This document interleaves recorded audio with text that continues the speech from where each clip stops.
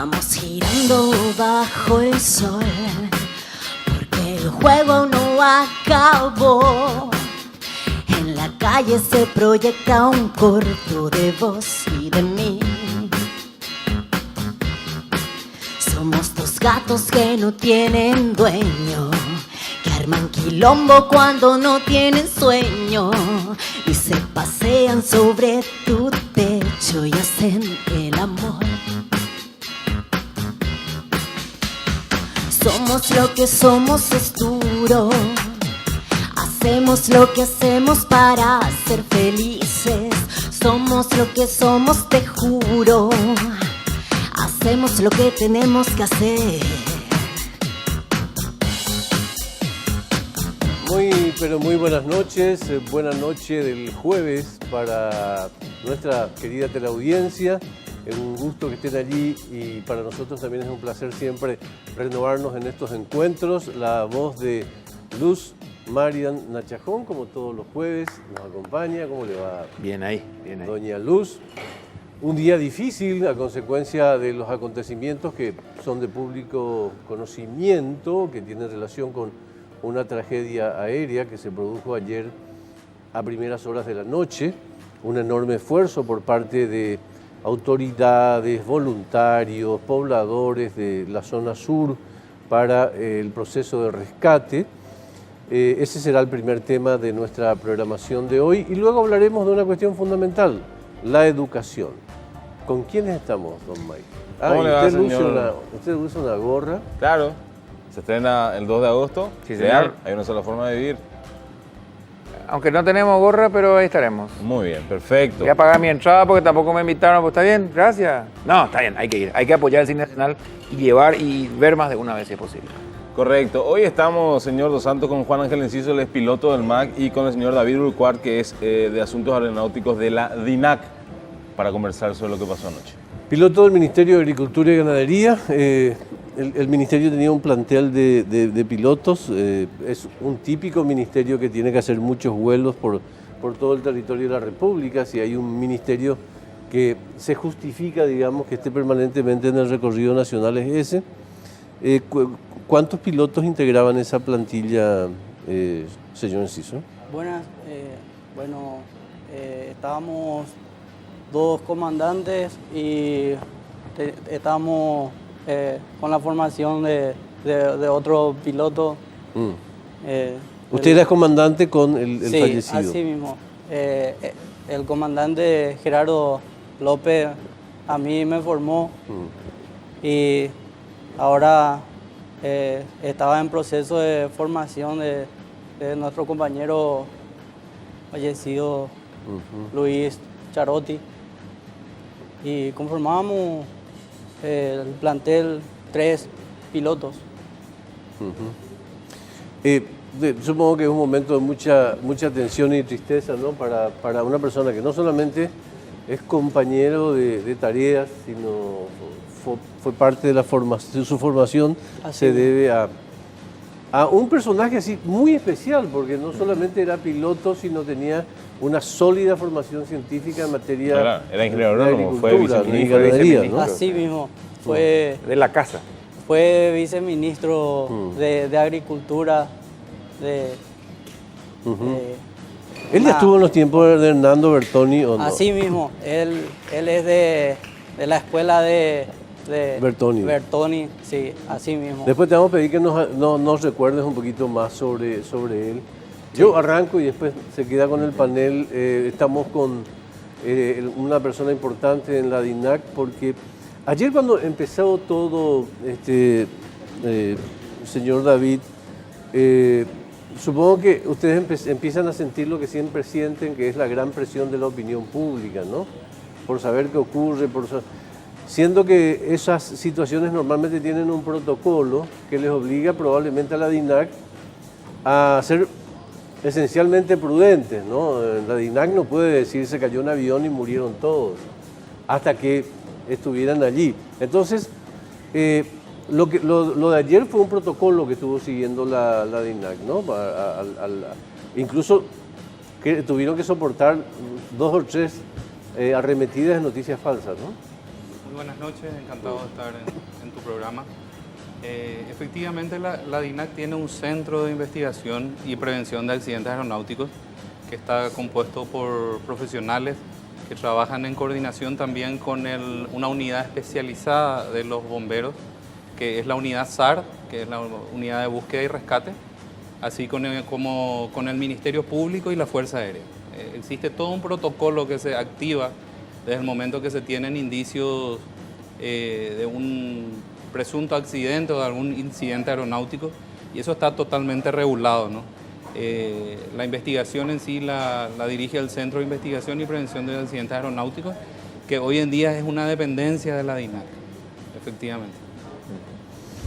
Ahora, cuando salta la información ayer de que había cambiado todo, que estaban bien, porque eso realmente pasó y empezó a correr por todos los Mucha gente fue a dormir así con esa información. Sí, Eso hoy leí y decía, yo me fui a dormir creyendo que estaba todo bien, ¿verdad?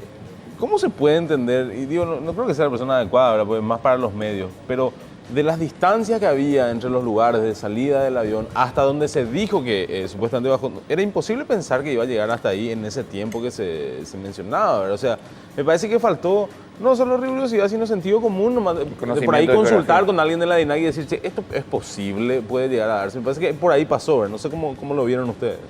Efectivamente, cuando la primera información salió que la aeronave habría aterrizado en Vaquería, que queda en la zona norte de San Pedro, y realmente está a una distancia considerable fuera del rumbo de lo que sería su destino, que era Asunción, ¿verdad? El aeropuerto Silvio Pettirossi. Posteriormente, la segunda información sí, aparentemente fue un poco más confiable, ¿no? Pero en realidad la gente que entiende el tema puso en duda desde un principio, porque las pistas que estaban mencionando en realidad no tienen capacidad para una operación nocturna. La aeronave, no solo la aeronave debe estar preparada, sino también la infraestructura del aeródromo, el aeropuerto. Entonces era muy improbable que se puedan dar esas situaciones. Y posteriormente, cuando apareció el video en las redes sociales del aeropuerto de Ayolas, entonces ahí creo que se delimitó el área de búsqueda, porque a todas luces hubo una intención de regresar, aparentemente, del comandante, ¿verdad? Los motivos ya van a ir siendo dilucidados por la gente que tiene que investigar esto. En realidad, cuando yo vi el video, sinceramente perdí bastante las esperanzas de que esas informaciones puedan ser ciertas y de que hayan sobrevivientes, porque es categórico, ¿no? La velocidad de impacto que se nota y de las luces es muy alta. Usted es piloto también, ¿verdad? Yo soy piloto también. Sí, hago un par de consultas más, ¿verdad? Lo primero tiene que ver con, se empezó a decir que en ese horario, cuando ya es de noche, esas avionetas no deberían volar. No sé si eso requiere una autorización de la DINAC, si cómo se maneja eso. En realidad, lo primero que deberíamos analizar y lo primero que analizamos en base a los documentos administrativos basan sobre dos cosas. En primer lugar, la avioneta, el avión, no la avioneta, el avión y el piloto. En este caso, el avión, ese modelo de avión está habilitado para operaciones en condiciones instrumentales.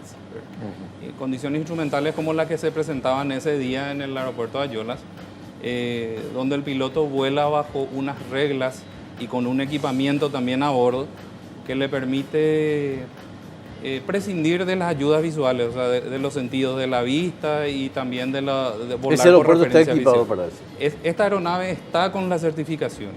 ¿Y el aeropuerto? El aeropuerto de Ayolas realmente desconozco. Tengo entendido que... Ahí bajó el Tango 1 ya de Menem, inclusive, de varias hecho, veces. de hecho, Tiene el luces de aeropuerto pista. asfaltado y todo lo demás. El aeropuerto tiene luces de pista, lo que realmente no tengo conocimiento si está habilitado para operaciones instrumentales IFR, ¿verdad? Sí, sí, sí. De vuelo bajo las reglas instrumentales, pero de todos modos la aeronave y también el piloto tenían las habilitaciones, era un piloto de mucha experiencia. Con esa aeronave. Con esa aeronave y también tenía, según pude corroborar en sus libros, más de 10.500 horas de vuelo. Eso tiene un bagaje de experiencia y de conocimientos muy amplio, además de ser instructor de vuelo. Claro. O sea, si pasamos por el sedazo la capacidad del comandante López, yo creo que es imposible negar que él estaba en condiciones de hacer ese vuelo y su aeronave también, ¿verdad? Juan Ángel Enciso, ¿cómo era esa aeronave? ¿Qué podés comentarnos en relación a las características de la aeronave? Bueno, la aeronave era un Baron 58, año de fabricación 1996. Estaba equipada con todos los instrumentos, con GPS, Garmin G650, con los instrumentos de board, todo, de navegación, todo. Estaba certificada para operaciones instrumentales, así como la tripulación. El comandante Gerardo López. Voy a hacer una pregunta basada exclusivamente en mi ignorancia. Cuando tenés una pista iluminada, como es la pista de Ayolas, ¿verdad? Porque es una pista de la entidad binacional de Yacyretá, que tiene luces, sí, y tiene piso firme, digamos, sí, ¿verdad? ¿Cuánta distancia antes se puede ver aún en las condiciones que tenía la noche de ayer la pista? Más o menos. Es imposible precisar esos datos porque no manejo las condiciones meteorológicas de la estación. En malas condiciones meteorológicas. Con neblina, por ejemplo, como decían que había anoche. No. Un techo bajo. No sabría decirle la distancia. Como le digo, desconozco las condiciones de la estación en ese momento. No, yo preguntaba eso, David, porque a todo el mundo, desde la perspectiva periodística, con la ayuda de algunos pilotos como ustedes, esta mañana, nos hicimos la sensación de que el avión intentaba regresar, ¿verdad? Es una posibilidad, una hipótesis, ¿no? Entonces nos preguntamos cuánto le faltaba para ver, digamos, la pista sin instrumentos, ¿no? Bueno, según los datos que manejamos nosotros, el avión impactó a una distancia de 3.5 millas de la cabecera, con un pequeño desplazamiento sobre el eje de pista a la derecha, como se puede apreciar en el video, que hace un giro abrupto a la derecha y posteriormente se ve que en ese sector, en ese cuadrante por lo menos, se pierde contacto visual con las luces de la aeronave. Realmente es difícil determinar la distancia.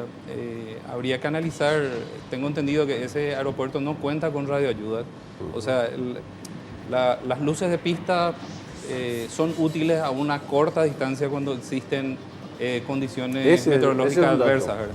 Generalmente las aproximaciones se hacen por instrumento, como lo tiene el aeropuerto Guaraní o el aeropuerto Silvio Pettirossi, ¿verdad? O sea, un sistema que se llama ILS, ¿verdad? Que te da una senda de planeo y te trae prácticamente sin que tengas necesidad de ver. Como estás volando instrumental, básicamente lo que haces es aproximarte sin necesidad de ver la pista. ¿Y se puede llegar a saber qué fue lo que le pasó a la aeronave? Sí, yo creo que, mira... Antes, para eso quería mostrarles el vídeo y que nos comenten con el vídeo esa pregunta que hace Mike, ¿sí? Exacto. A ver, ya tenemos al aire el vídeo, sí. Ahí claramente se ve el despegue de la aeronave y... Ahí empezamos. Ahí empieza, ¿no? Bueno, para entrar en rumbo, considerando que la orientación de la pista es de 20 grados mirando hacia el norte, el decolaje se hace con la proa al norte, ¿no? Generalmente se hace una pequeña corrección a la derecha, lo cual ahí, como están apreciando en el video, se nota que hay un giro abrupto, un giro violento a la derecha que no condice con la entrada en la ruta de navegación a Asunción. Ahí, ¿no? En ese momento. Y ahí se nota perfectamente también que hay una pequeña pérdida de altitud, ¿verdad? Que quiere volver, ¿verdad? Aparentemente podríamos presumir que quiere volver, porque ese giro a la derecha no tiene mucho sentido realmente si es que él iba a entrar en su ruta de navegación, ¿verdad? Hay un pequeño desplazamiento a la derecha en línea recta a Asunción, pero fue un giro brusco, ¿no? Si el piloto se siente mal en vamos, médicamente hablando, ¿el copiloto puede tomar el mando o hay alguna traba o alguna habilitación que tiene que hacer desde el comando principal él para eso? Este avión. El tema, hay que aclarar algo que realmente yo creo que no se tienen los datos precisos al respecto, ¿verdad? Como bien lo aclaró el comandante, el comandante Gerardo no tenía en ese momento a su disposición un copiloto, porque las habilitaciones que tenía el señor Luis Charotti son de alumno piloto. Claro. Él estaba en formación, es decir, no tenía todavía la habilitación para ser piloto privado, estaba culminando su entrenamiento, no tenía habilitación para bimotor y mucho menos para IFR. Es decir, hablar de un copiloto en ese momento yo creo que es, a la luz de los documentos, poco probable. Es decir, como recurso de cabina, el comandante Gerardo no tenía un copiloto al lado que tiene que tener las mismas capacidades que el piloto para, en caso de algún problema, tomar el mando. Tenemos una pausita, pero de la hipótesis que se generaron con más fuerza esta mañana, se planteaba la posibilidad también de una falla, ¿no?, en uno de los motores, que era como la descripción típica de lo que pasó cuando el avión entró a inclinarse, ¿verdad? Pero explíquenos un poco después de la pausa, ¿sí? Ya volvemos en un minuto.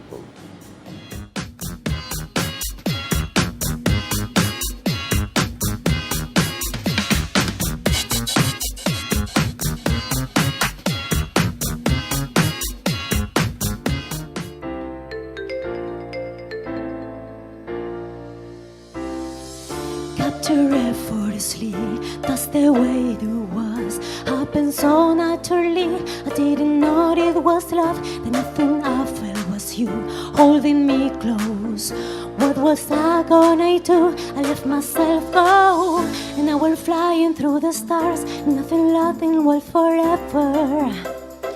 Oh, oh, oh, oh. Ain't nobody loves me better, makes me happy, makes me feel this way. Ain't nobody loves me better than you. La señora Luz María Nachajón, Bien ahí. Vamos. Qué vamos bien, por Meli. 20 más o menos, ¿no? Sí. No, 16. Ponete 16. Yo voy contando. Comparte todos los jueves sus canciones con nosotros. Jueves doloroso realmente, ¿no? Ustedes saben que lo nuestro es sostener una tensión comunicacional pese a los dolores que tenemos a consecuencia de las situaciones. Hace pocos días tuvimos la despedida de un amigo sobre quien vamos a hablar seguramente hacia el final del programa. Pero bueno, avanzamos porque la misión es informar. Y dentro de eso nos quedamos, Sí. al final del último capítulo diríamos, con la intención de tratar de entender qué pasó, que era la pregunta clave de Mike, a partir de lo que se vio. ¿Fue un problema de motor? ¿Fue un problema Humano. de humano? Primero me encantaría aclarar, porque se habló mucho de que ya hubo incidentes previos con esa misma con esa aeronave. aeronave del MAC y otras publicaciones periodísticas, y tengo entendido que esa es otra aeronave completamente, la que se estrelló anoche. Así mismo. No es aquella del ministro Que Cayo panseó hace Franco y poco, compañía. que panseó en el aeropuerto. Sí, la aeronave que tuvo el percance con el ministro Cayo Franco y el ministro Cardoso es otra aeronave, es un Baron 55. Incluso Vela Bejarano tuvo problemas una vez con un... Sí, tengo Sí. entendido que Que sí sí. fue en vaquería, creo que es. No, el que tuvo problemas en vaquería fue el ministro Cardoso. Cardoso. Sí. Y el del aeropuerto, este que panseó hace... Ese fue Cayo Franco. Ese fue Cayo Sí. Franco, pero no es la misma aeronave. No. Esta es una aeronave que el ministerio adquirió más o menos en el año 2012. Ujú. Sí. Quiero preguntarles eso que quedó pendiente, ¿no? ¿Por dónde se puede empezar a investigar lo que ocurrió realmente a partir de las imágenes que tenemos? Y la verdad que de eso se tendría que encargar CIPA, que es realmente la dependencia de la DINAC que se encarga de todas las investigaciones y ya sea prevenciones de accidentes aéreos. Quiero volver contigo después para que le recuerdes al comandante, ¿sí? Sí. Como que estuviste trabajando. Desde el punto de vista técnico de la DINAC, desde tu condición también de abogado y piloto, ¿cuáles son las alternativas que se pueden manejar al respecto de lo que pasó? Bueno, uno siempre escucha y no puede dejar de escuchar la experiencia, ¿verdad? Nosotros los pilotos siempre nos manejamos viendo la experiencia de otros pilotos, ¿verdad? Hay una premisa en aviación que dice ningún vuelo es igual al siguiente, y es muy cierto, ¿verdad? Entonces la gente como el comandante López, que tenía mucha experiencia, ya estuvo expuesto posiblemente a muchas situaciones que pudo resolver, ¿verdad? Yo creo que acá hay que descartar posiblemente la aeronave como uno de los motivos, porque es una aeronave relativamente nueva, del año 96, tiene motores nuevos, tiene un par de hélices nuevas y está, según nuestros registros, está bajo un estricto régimen de mantenimiento que no hace invencible a la aeronave, pero sí da unos indicios de que está dentro de los parámetros técnicos y legales para operar. Otro de los motivos que lo primero que se ve es el combustible, ¿no? En este caso, según el plan de vuelo, cuando salieron de Silvio Pettirossi, ellos declararon una autonomía de 5 horas, ¿verdad? Y por la distancia aproximadamente se toma 1 hora y poquito más llegar hasta Yola. Es decir, que tenían de reserva, según los documentos presentados, tenían combustible de reserva. Así que yo creo que es muy factible descartar eso, ¿no? Se manejan 2 hipótesis entre los pilotos y aclaro que esta es una opinión no oficial ni institucional, sino te agradecemos mucho por lo primero y que a lo que todos los pilotos están expuestos es a una ilusión durante el vuelo en estas condiciones, que se llama desorientación espacial, ¿no? La desorientación espacial tiene 2 tipos. Tipo 1, que es cuando el piloto realmente no se da cuenta que él está desorientado, y es la más peligrosa porque te lleva, sin darte cuenta, a entrar en actitudes de vuelo que muchas veces son irrecuperables, ¿verdad? Y la segunda, que es la que posiblemente cuentan los pilotos que en algún momento les pasó, es la del tipo 2, donde tus sentidos te indican que vos tenés una actitud de vuelo y eso entra en conflicto con lo que realmente los instrumentos te están dando. Y eso genera una situación de pánico. Te digo porque ya tuve la oportunidad de vivir eso. Por suerte había fue durante un vuelo de instrucción dentro del curso IFR, donde realmente lo que te enseñan es a confiar en el instrumento y no lo que te dice tu cuerpo. Eso sucede a la noche preferencialmente. Generalmente en los vuelos con condiciones donde no hay visibilidad y en condiciones meteorológicas instrumentales, de noche, con tormenta, con neblina, con lluvia, cuando vos no tenés referencia. No hay un horizonte. No hay horizonte y tenés que creer en lo que te dice tu instrumento. Podría surgirte una actitud, esa es la palabra que usás, de que tu avión está muy bajo y en realidad el avión está bien, o viceversa. Generalmente se producen durante los virajes, ¿verdad? Vos empezás un viraje, luego ya corregiste o no corregiste y te da la impresión que seguís girando y llega un momento que tu cerebro no puede interpretar lo que está pasando porque tu sistema... Y son fracciones de segundo. En realidad duran aproximadamente 30 segundos, ¿verdad? Durante el curso se te enseña a resolver esa situación, es decir, hay técnicas para resolver, ¿verdad? Y siempre creer en lo que te dice el instrumento y no en tu organismo, porque el cuerpo miente, ¿no? Como se mueve en 3 dimensiones, te da una percepción errada realmente de la actitud de vuelo que tenés. Y mucha gente te dice, pero ¿cómo no vas a saber si estás girando? Y yo también me hacía la misma pregunta cuando empezaba a volar. ¿Cómo no vas a saber si estás invertido, si estás girando? Y realmente no tenés posibilidad. No hay referencias. Está descrito eso. No hay referencias. Está descrito eso en lo que es neuro. O sea, vos no sabés dónde está el arriba y el abajo, el costado.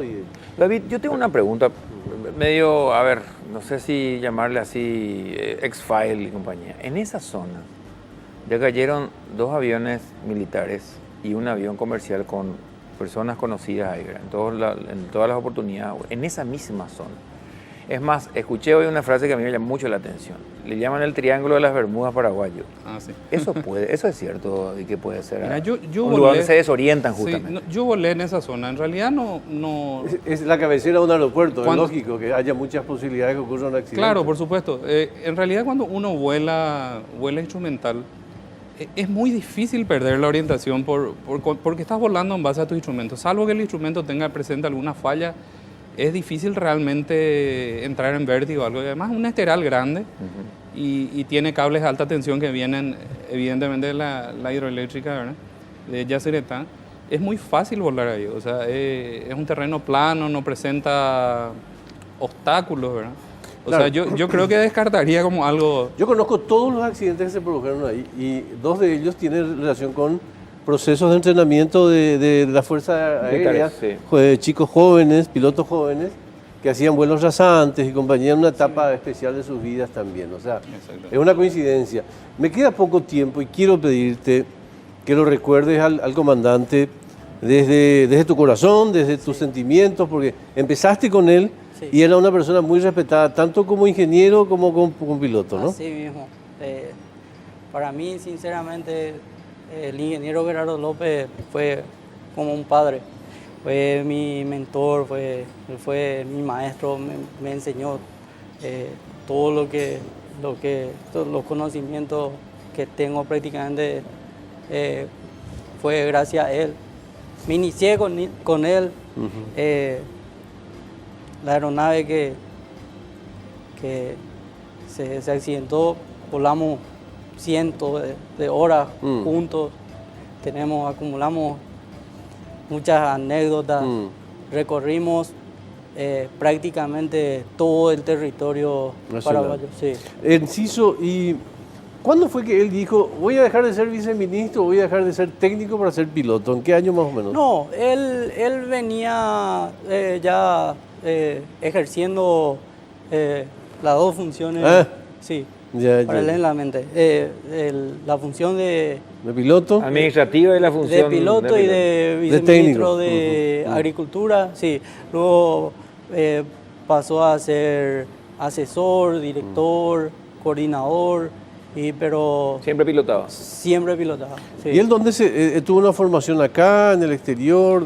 ¿Recordás eso? Sí, se formó aquí, tuvo formación en agronomía, se formó en varios países y en pilotaje tiene varios cursos en el exterior. Sí. Bueno, le agradecemos mucho la presencia. Reitero, no fue un día fácil para ninguno de Muy ustedes difícil. y para nosotros tampoco. Fue una tragedia, y una tragedia que concitó la preocupación de todo un país, lo cual no es poca cosa. Muchísimas gracias por venir, ¿sí? Muchas gracias por estar hoy, ¿sí? Hacemos una pausita y regresamos con un tema fundamental, con un tema del cual, Se discute en bares. claro, Sí. no se discute en bares normalmente, esta va a ser una excepción, pero si no hablamos sobre ese tema, mejor cerramos la persiana, ¿no? Como país, no como bar. Ya volvemos.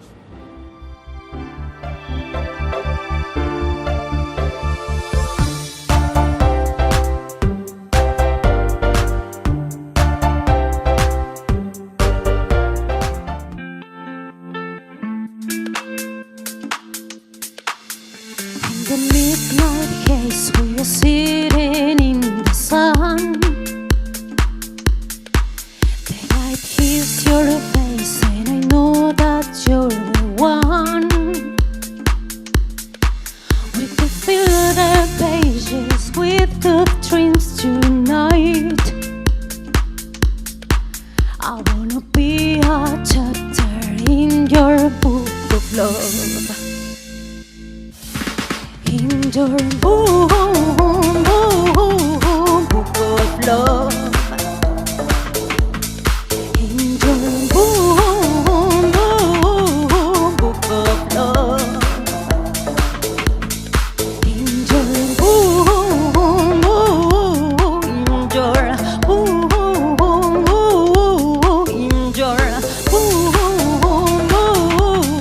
book of love.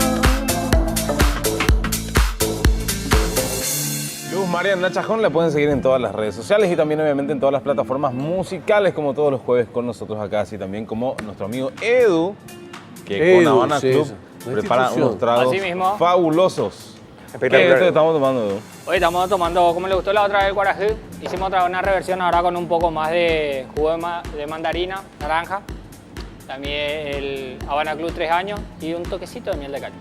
Ah, ¿Cuál toquecito de miel de caña? esa es la parte mágica. Esa es la parte que a mí Sí. me atrapa de este Sí, trago. sí, sí, sí, sí. Sí, señor. Sí, señor. Bueno, mirá que va a ser un un momento importante, el que habilitamos a continuación un mic. Sí, señor. Se habla poco en bares de esto. Bien. Probablemente nos quedamos más en la fanfarria de quién va a ser el nombrado, el ministro, etcétera, etcétera. Pero de educación como tal se habla bastante poco. Se habla poco. Con nosotros está el señor Luis Ramírez, experto como pocos Sí. para hablar del tema. Buen maestro, ¿cómo está, don Luis? ¿Qué tal? ¿Cómo están? Augusto, Mime, Mike, un placer estar con ustedes aquí en el bar. Muchas gracias por venir, muchas gracias. Realmente nos interesa muchísimo hablar más allá de los incidentes, más allá de los dimes y diretes sobre este tema, porque tenemos que ocuparnos, debe profundizar, sí. ¿no? Así que, ¿cómo está la escuela hoy en Paraguay, Luis? Bueno, la escuela paraguaya es una escuela que no puede ser clasificada de una sola característica. La escuela paraguaya tiene las características de los contextos culturales en donde ella se desarrolla. Entonces tenés una escuela muy rural, muy pobre, porque incluso el maestro de esa escuela rural muy pobre a veces no sabe leer y escribir. Tenés una escuela rural, urbana, que tiene otro nivel, que tiene otros componentes, y según la urbe urbana, con mayor o menor desarrollo, tenés colegios hasta muy buenos en la escuela pública, y después tenés colegios de la escuela pública muy buenos, muy buenos. El Colegio Técnico Nacional es todo un ejemplo. Es decir, no podemos decir, la escuela paraguaya pública es un fracaso o está mal toda la escuela. No, hay que tomar por sectores y por parte. Ahí, por ejemplo, hay un problema importante que tiene que ver con la gestión. La gestión educativa pedagógica, el gran problema para mí, si vamos a mirar como un todo, es que los problemas académicos, pedagógicos y escolares se quisieron resolver con criterios políticos y muchas veces partidarios, porque la educación es política, ¿sí? Pero no partidaria. Pongo un ejemplo concreto. Cuando un maestro gana su cargo de maestro porque pertenece a una facción política y es el cupo político de la zona, estamos matando la educación. Entonces, el maestro si accede al cargo por idoneidad, si accede al cargo por capacidad, si accede al cargo porque se preparó, no importa qué partido sea, pero el mérito tiene que ser su capacidad pedagógica, no la pertenencia a ningún sector. Entonces, ¿qué ocurrió con la escuela pública paraguaya? Hoy tenemos una escuela, a 200 metros otra escuela. Una escuela pertenece a un partido político, la otra escuela pertenece al otro partido político. Y ese es el criterio de distribución de la escolaridad. Eso es el principal daño. Si nosotros no entendemos que la escuela tiene que tener maestros preparados y formados y educados para educar a los niños, la escuela va a seguir fracasando en todos sus niveles. Citaste varias veces una expresión que me parece nuclear ahí, ¿no? Maestro, el maestro, ¿no?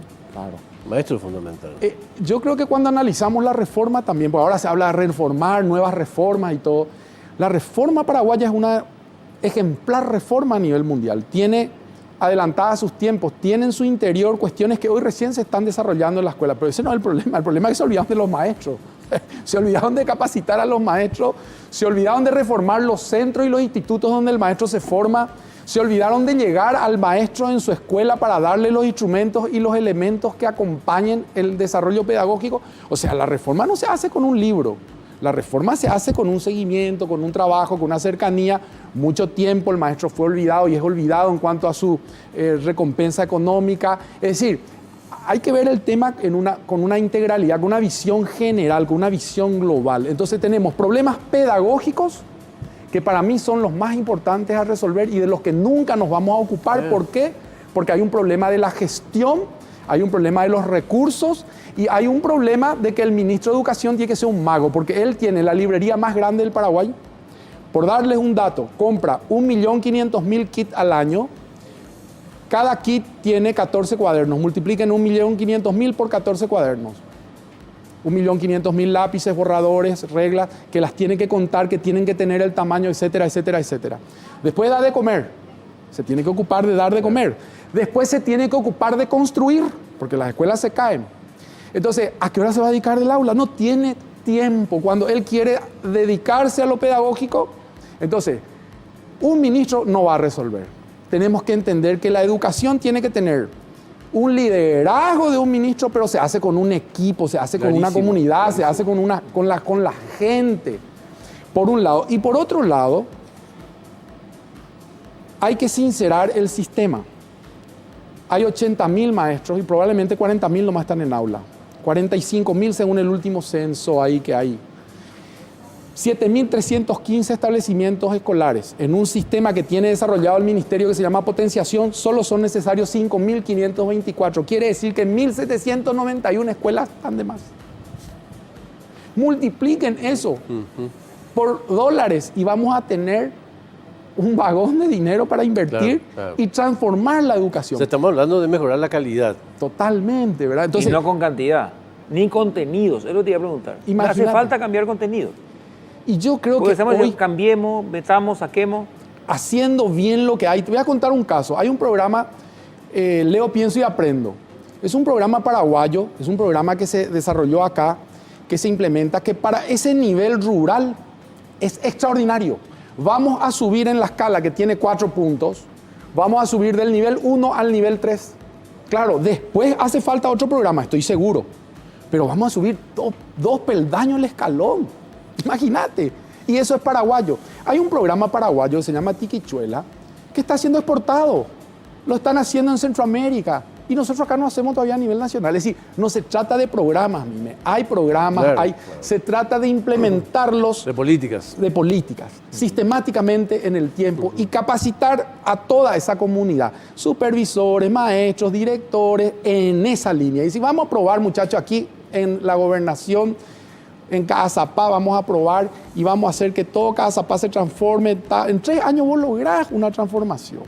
Pero tiene que ser con esa Claro. intención, con esa visión y decir, con la educación no se juega. Vamos a ponernos de acuerdo como sociedad, que con la educación no se juega. Y ahí todos, cuando no importa si sale un maestro, si entra un maestro, pero todos estamos de acuerdo que queremos eso. Porque si no, hasta todos tienen mucho interés en la educación. Y se habla del docente, pero el docente, claro, es un eslabón el más importante. Pero también estamos la sociedad civil, están los empresarios, todo el mundo que vive, digamos, medios, en torno a la educación, los medios. Entonces, todos tenemos que tener un acuerdo y eso sí es lo que tenemos que hacer. Yo prefiero tener un pacto nacional, un acuerdo nacional en torno a qué tenemos que hacer en educación, ponernos como sociedad de acuerdo y después empujar entre todos, que reformar Claro, un currículum que en sí todavía estamos lejos, digamos. A mí me parece eso es súper lógico, ¿verdad? Porque finalmente esa es la gente que incide en una decisión. Porque si vamos a esperar que los políticos prefieran que la gente sea más inteligente, vamos a quedarnos a esperar siempre. ¿A qué político le conviene que A su ninguno. comunidad le exija más? Sí, Porque aparte, si aprendieron. vas a reflexionar cuándo fue la última vez, a mí me divierte, lamentablemente, cuando tendría que divertirme, la calidad crítica que tienen en el Congreso de la República en relación a aspectos que tienen que ver con la administración de la educación, ¿verdad? Pero yo nunca escuché que un debate sobre educación durara más de 12 minutos a lo largo de 5 años en el Congreso. Entonces, ese es el nivel. Yo nunca escuché que los partidos políticos dedicaran Instalen en su agenda. sesudos documentos. ¿Cuándo fue la última vez que un partido político hizo un documento de más de 2 páginas sobre educación? Vamos a tener que lamentar que probablemente fue en la época de la dictadura, capaz que, y es lamentable, pero es así. O sea, no hay reflexión. Y quiero volver a un capítulo que te preguntaba antes, querido Luis, porque para mí es fundamental el tema del maestro, ¿no? Entonces, si ese es el diagnóstico, si hay un diagnóstico deficitario en relación al factor maestro, ¿qué está pasando con...? Quiero aclarar que invitamos también al señor Federico Mora, pero se excusó a último momento, porque queríamos saber todo lo que están haciendo al respecto de las becas y esto de buscar nuevo perfil, pero ¿qué es lo que estuvo fallando? Por eso Paraguay es un país que no tiene, en general, un buen cuerpo de docente. Con el advenimiento de la democracia en el 89 y los años subsiguientes se libera la enseñanza. Antes o nos íbamos al Saturio Ríos o nos íbamos al ICE. No había otra. Y de ahí salían todos los maestros. No sé si está bien o está mal, pero los maestros estaban de alguna manera bien formados o bien formados en una línea. Podés discutir la línea, pero que de esa línea salíamos sabiendo. ¿Qué pasa después? Se abre el mercado y proliferan institutos de formación docente, tanto públicos como privados, donde baja muchísimo la calidad. Y con el plan que fue para toda América Latina de los años 90, el insistir en la cobertura, hacían falta maestros. Entonces entraban al aula con cursos rápidos, entraban al aula sin mucha capacitación, entraban al aula con prácticamente un adiestramiento para manejar ciertos programas que estaban todos muy enlataditos, y ese maestro se quedó en el aula. Claro. Y la capacitación de ser estricta y rigurosa pasó a ser una capacitación que se conseguía estudiando solo los sábados. Cayeron en el síndrome de la formación de garage. Se pasó de 2 institutos fuertes de formación docente a más de 100. Sí. El negocio Estado- valida. Salones O sea, comerciales, sillas blancas de plástico, alguna pizarra Encima, pequeño, eso suerte, un ofrece ventilador. salida laboral rápida. ¿verdad? y 3 Claro, horas lo por que- semana. Exacto, Te eso ofrece dice el Mike, cartoncito. era un poco lo que hizo que el fuego que animó esa cocción, digamos, porque, claro, había salida laboral. Y para la recepción o el campo era muy importante, porque lo que ganaba una maestra en medio turno ya servía en ese entonces, valía para la sobrevivencia y la supervivencia de las familias. La gente se volcó a educación y se multiplicó, se triplicó la cantidad de maestros en un tiempo y con una capacitación que hoy volver atrás es A mí, muy difícil. maestro, me revela el tema de los... Pero esto no se corresponde solamente con los maestros, sino con el funcionariado público en general, el tema de buscar un cursito para tener la certificación el cartón. y vos no aprendiste nada. Y te juro que es muy triste, Sí. porque entramos también en esa etapa de, ¿cómo se llama eso? De privilegiar el diploma. Sí, Tiene un sí, nombre sí, técnico por ahí, ¿no? Una meritocracia. La pero meritocracia. Ficticia. Yo quiero destacar esto. Nosotros tenemos grandes maestros. No, claro. O sea, y yo siempre digo, yo soy orgulloso de la educación que tuve y mis maestros son paraguayos.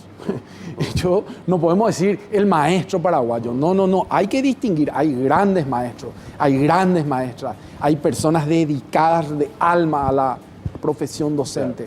No podemos todo, pero sí tenemos que decir que hay un grueso número o un número muy importante que con el sistema perverso del funcionamiento de la institución pública o de la gestión pública se alimenta, porque eso también se puede solucionar.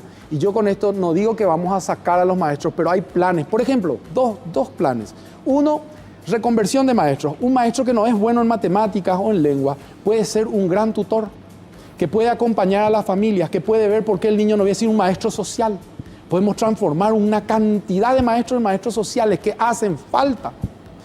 ¿Qué Otra son cuestión, los los maestros sociales, este es un proyecto que incluso lo quisimos traer en algún momento para el Estado paraguayo, se hizo en Uruguay con mucho éxito, se llama maestro comunitario. El maestro comunitario es un maestro que le atiende al niño, se va a la casa, ve por qué no vino, qué problemas tiene, cómo está el padre, cómo está la madre. El equivalente al médico de familia. Le hace un servicio a la tarde, el niño tiene que tener un refuerzo, viene al centro municipal y ese maestro le hace un refuerzo. Voy a poner este ejemplo, tipo una maestra particular, pero gratis, popular, para todos, para nivelar a los niños que no pueden. Entonces, se disminuye el abandono escolar y vos reutilizás a los docentes. O sea, nadie se va a quedar con este proyecto de reconversión, nadie se va a quedar afuera, pero vamos a poner las fuerzas en su lugar, ¿verdad? Entonces, esa es la gestión que hace falta. Hace falta una voluntad política y un pacto social para decir esto es lo que queremos. Luis, una de las cosas que se quejan los docentes cuando uno les dice que tienen que capacitarse más es: no tengo tiempo, tengo que hacer evaluaciones, presentar. O, como decía el finado Lorenzo Luciano Zacarías, que fue rector de la UNI, decía los profesores taxi, que solamente en taxi pueden llegar a todas las cátedras que tienen a nivel... ¿Eso cómo se soluciona? ¿Mejor pago? ¿Reglamentando la cantidad de horas? ¿Cómo se soluciona eso? Sí, yo creo que hay varias fórmulas. Yo creo que una de ellas es darle una paga digna por el turno, de manera que no tenga que trabajar de mañana, de tarde y de noche, ¿verdad? Segundo, voy a contar un modelo que hizo Francia en su momento. Francia dijo, los días escolares son lunes, martes, jueves y viernes. Miércoles, todos los maestros de la República se forman. Se van a su lugar de trabajo y se capacitan. Y le dijo a la sociedad, necesitamos la capacitación de nuestros docentes, concédanos un día. Y toda la sociedad francesa concedió un día y ese día el maestro se capacitaba. En un año, ¿cuántos días de capacitación tenés? Y no tocaste nada. Entonces, pero claro, y si nosotros sumamos la cantidad de días que no hay actividad en la escuela pública por cualquier cosa, a lo mejor son más días que pidiéndole un día para que el maestro se capacite, ¿verdad? Pero esa ingeniería que se puede hacer, no se puede hacer sin un pacto social, sin el convencimiento, sin que todos estemos juntos en ese barco. No va a faltar un diario que va a sacar en portada. Bueno, no importa. No, yo pasa que dudo que esas conversaciones realmente se discutan o se den en este momento donde básicamente siempre la discusión es quién se va a quedar con el botín que es el ministerio, ¿verdad? Después, para ponerme incluso porque hay dos vertientes, ¿verdad? Te dice, hay capacitaciones y los docentes no se presentan y quedan como, son el diablo puro, pues no quieren capacitarse. Pero por otro lado, decir, esperan un poco, el docente no se acaba su hora cuando cuando sonó la campanilla, se tiene que ir a su casa, corrige exámenes, prepara temario, tiene que hacer la preparatoria, o sea, tiene un montón de cosas detrás también, ¿verdad? Digo, ¿por qué no salimos del docente y vamos a la política? Y en ese sentido yo quiero plantear lo siguiente. ¿Cuáles te parecen que son 2 o 3 puntos de agenda imprescindibles, inexorables, para cualquier proceso político que empiece y que durará 5 años y que sería un gesto de irresponsabilidad no tener esos puntos en la agenda? Para mí, el plan que hay que desarrollar el plan de potenciación. Tenemos que reducir la cantidad de escuelas. Tenemos que reducir la cantidad de escuelas. Voy a poner un ejemplo. En Asunción hay una escuela que tiene 360 matrículas y a 200 metros hay una escuela que tiene 327 y otra que tiene 98. A 300 metros. ¿Por qué no hacemos concentrar todo en un solo lugar? Solucionamos. Y 2 escuelas, 2 establecimientos se reconvierten. O sea, esa ingeniería no se puede dejar de hacer. La otra, hay que clarificar los números. Yo no sé si hay 1.500.000. A lo mejor hay menos. Porque fíjate, Augusto, esto, compañeros. Si hay 1.200.000, son 300.000 alumnos menos, son 300.000 kits menos, 300.000 platos de comida. O sea, es un vagón de dinero. Hay que clarificar los números. ¿El costo político, Luis, para sacar a esos maestros? No, es que no se trata de sacar los maestros. Se trata, y eso es lo que iba a comentar, se trata de tener un sistema en donde el maestro vaya pudiendo ubicarse en un lugar o en otro. Algunos en aula, otros fuera de aula, y hay un grupo de maestros que se va jubilando. Entonces, cuidemos lo que va entrando y hagamos que más o menos los próximos 5 o 6 años se van a jubilar entre 8.000, más o menos. Entonces vos decís, vamos a ir depurando el padrón de maestros, porque además, con el fenómeno del bono demográfico, las escuelas van a tener menos niños. Eso va a pasar. O sea, naturalmente el sistema se va a ir reduciendo. Entonces, lo que tenemos que hacer es prepararnos para eso. Entonces, yo creo que esas son cuestiones que no se pueden dejar de hacer. Una claridad de cuántos alumnos hay, y para eso el RUE, que tanto se criticó, es una gran herramienta. Registro único del estudiante, que es una cédula de identidad que va a permitir saber con exactitud cuántos alumnos hay y hacer el seguimiento de ese alumno desde el preescolar hasta el 6º grado. Claro, ahí me quiero que ahí voy a hacer una comparación completamente impopular, pero la tengo que hacer de todos modos. No puede ser que en un país como Paraguay nosotros tengamos la trazabilidad de todas las vacas que hay en el país y no podamos tener lo de los niños. Sí, pero de verdad, sabemos cuántas vacas hay, pero no sabemos cuántas. Sí, cierto. Parece absolutamente ridículo, ¿verdad? Además, sumarle otra cuestión. Yo sigo indignado con este asunto. En una mesa del Congreso se reúnen, creo que una vez al año, a hablar de un tema relativo a la educación, generalmente cuando tratan el tema de presupuesto de la educación. Es cierto. Pero ¿cómo es posible que 364 días restantes no tengan 10 minutos por día? Ya no te digo luego por día, por semana. Ya no te digo luego por semana, por mes, para hablar sobre educación. O sea, ese factor de tener a personas de diferentes sectores políticos conversando en una mesa sobre educación Es una cuestión exótica en Paraguay.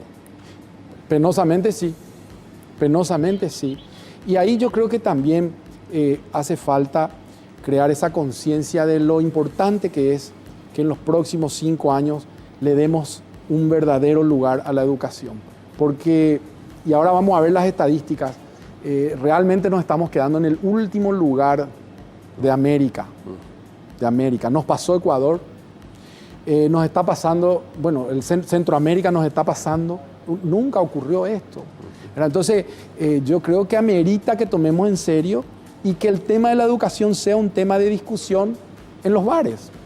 Así es. Porque es esa conciencia la que nos va a llevar después a poder tener facilidad en los pactos, en los acuerdos, en decir, porque el político es el que tiene que bajar el pie del acelerador y decir, bueno, muchachos, vamos a entrar en este plan. Falta un acuerdo leal sobre educación. Leal, Sí, señor. Es justo necesario que sea así. Te dejaste el centro, ¿no? El 2 de agosto, la semana Estamos que viene, se todos estrena Leal, hay una sola forma de vivir. Así que vamos a estar ahí. Apasionante. Yo ya no veo más la hora, sí. Quiero ver. Te juro, trabajaron tan bien en el tema, así que quiero ver. Bueno, ojalá que podamos avanzar en un debate sobre el tema. Te agradecemos muchísimo. La educación, sin embargo, siempre genera motivos para la esperanza y para la alegría, ¿no? Sí, y por suerte también cuando vemos esto, estamos viendo la parte más oscura. La educación se mueve a pesar de esta parte más negativa. Hay buenas escuelas, hay buenos maestros, hay buena escuela pública. Deberíamos estar orgullosos y fomentar también lo lindo que hay. Paraguay en el sector privado tiene vanguardia educativa a nivel mundial. Solo que nos cuesta a los paraguayos, entre los paraguayos, ponernos de acuerdo. Parece que cuando viene de afuera es mejor, sin embargo lo que hacemos aquí adentro tiene mucha calidad, tiene mucha capacidad, solo que tenemos que creérnosla y salir adelante. Muchísimas gracias por venir. Sí, tenemos un amigo que recordar, pero tenía tanto volumen que probablemente vamos a necesitar más tiempo. Sí. Y vamos a recordar en un próximo programa. Tenemos que hacer un programa especial, amerita. Sí. Yo me voy a acordar de todos los extremos valientes que esperaron la hora de su deceso para enviarle alguna que otra recordación en contra. Y que nunca lo hicieron antes. Que nunca lo hicieron antes, así que muy, muy valientes aquellos caballeros. Muchos saludos para ellos también. Muchos saludos. Tenemos una linda lista. Alta estima para los señores que se dedicaron a tirar mierda después de que fallezca alguien. Así que Y ya, yo ya quiero, se las va a cobrar. la gente tiene que saber que yo estoy acá sentado por él. Porque él Sí, señor. Vamos a hablar de él en estos días. Tenemos muchísimo tiempo por delante. Queremos agradecerle al señor Ramírez porque era un tema imprescindible hablar de educación, salirnos un poquito de esa agenda carnicera de los nombres, del show de los nombres y compañía, porque hay otra cosa más importante que es la educación en sí. No importa que el ministro de Educación sea un mecánico finalmente. Muchas gracias, con todo respeto por los mecánicos. Muchas gracias y nos vemos el próximo jueves.